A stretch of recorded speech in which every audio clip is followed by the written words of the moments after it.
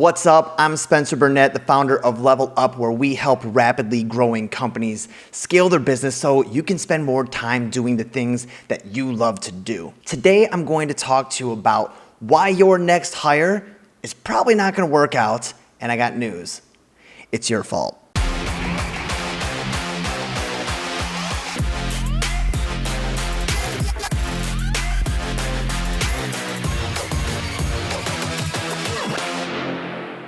Every single time that you hire a new person, there is literally a new role that you need to play. So as you level up in your business, essentially you need to remove the expectation of the way that you functioned before that because you're playing on a new level. And for every new level, there is a new way of thinking, a new way of taking on responsibilities, and a new way of getting work done.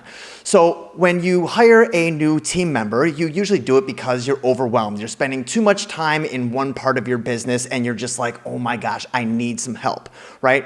So you find a person through a referral or maybe in an ad and you qualify them and it seems like it is a match made in heaven.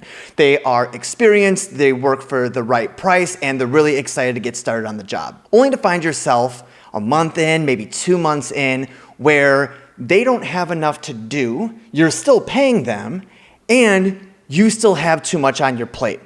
And eventually they feel like they're not doing a whole lot of work or bringing a lot of value to the company, or maybe you're just feeling like you're wasting a lot of money on a person that's not doing a whole lot. So you end up letting them go and going back to the original place where you were, which was being overwhelmed by the ever-growing activity in your business.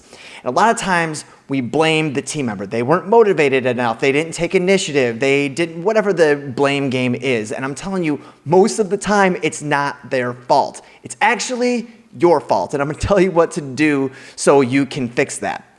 So every time that you hire a new person or your business grows, you now have to take on a different way of getting things done. Now, when it was just you and your business, or maybe you and a small team, tasks came across your desk and you saw the task and you executed it.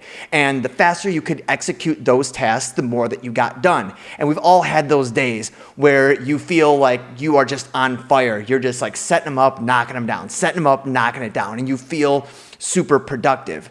And what we imagine when we hire someone new to help us out is that they're essentially going to be by our sides being like, yes, boss, what do you want me to do? And you just pass the task off and then they go do it and then you go on to the next task. That is not the way that it works. And it definitely is not a way that you scale.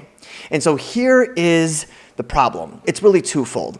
The first part is your association to the way things get done, your association to productivity.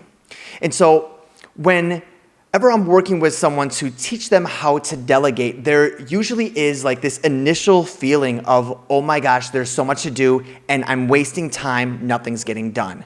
And because when you are delegating, it's not about execution, it's about preparation. Because without preparation, there is no delegation. But the problem is when you're used to just setting them up, knocking them down, and just getting tasks done all throughout the day, you feel really productive every time you check that box and it gets done. But when you're preparing to delegate, you might spend an hour, 2, maybe even 3 hours setting up your team member properly, giving the proper instructions, giving the proper directives in order for it to be really clear as to what it is that they need to do. The thing is, there's so much anxiety in preparation when you're used to a mode of operation of execution. So first, you need to change your expectations of what productivity is. You need to spend more time in preparation and less in execution. That's what good managers do. Because if you don't do that, you're going to have this expectation for your new team member just to step in and carry the baton straight from where you were and take it and run so you can do the things that you're best at. That isn't how it works. So when you hire a new team member, you need to first make sure that they're onboarded properly. Before you even hire this person, you need to write out roles and responsibilities and lay out tasks with trainings how to execute those tasks and expectation of what days, what times those tasks get done.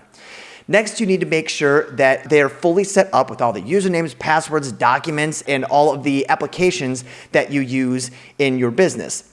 Next, you need to put it into your calendar and build it into your work lifestyle that you spend time preparing to delegate for execution. This is gonna be really uncomfortable to start because it's gonna feel like everything's moving very slow, but give it about 3 weeks and you'll definitely see the difference in the productivity in your business, especially if you're onboarding 2 or 3 new team members.